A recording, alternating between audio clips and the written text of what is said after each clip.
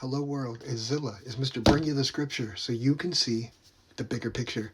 Alright, we're going to jump back into the Gospel of John, chapter 19, starting right at the top. The soldiers mocked Jesus. So then Pilate took Jesus and scourged him, and the soldiers twisted a crown of thorns and put it on his head, and they put on him a purple robe. And then they said, "Hail, King of the Jews!" And they struck him with their hands. Pilate then went out again and said to them, "Behold, I am bringing him out to you, that you may know that I find no fault in him." Let's read what the Bible ties to what we just read. Crown of thorns. Why a crown of thorns? Back in Genesis chapter 3, verses 17 through 19, after Adam and Eve had sinned in the Garden of Eden, the curse upon the earth was that thorns and thistles would grow from it.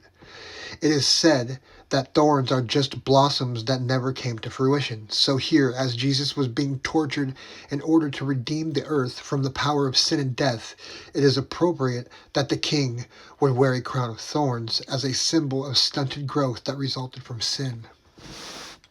Pilate's decision. Then Jesus came out, wearing the crown of thorns and the purple robe. And Pilate said to them, "Behold the man." Therefore, when the chief priests and officers saw him, they cried out, saying, "Crucify him! Crucify him!" Pilate said to them, "You take him and crucify him, and I find no fault in him." The Jews answered him, "We have a law, and according to our law he ought to die, because he made himself the Son of God." Therefore, when Pilate heard that saying, he was the more afraid, and went again into the praetorium, and said to Jesus, "Where are you from?" But Jesus gave him no answer. Then Pilate said to him, "Are you not speaking to me?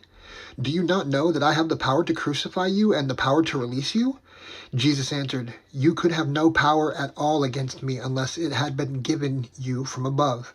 Therefore, the one who delivered me to you has the greater sin." From then on, Pilate sought to release him, but the Jews cried out, saying, "If you let this man go, you are not Caesar's friend. Whoever makes himself a king speaks against Caesar." If this blesses you in any way, can you press the buttons? And if you want the rest of the chapter, just hop in the profile after. And we're going to be back next time, right on time, to renew our minds. On time. Love you guys.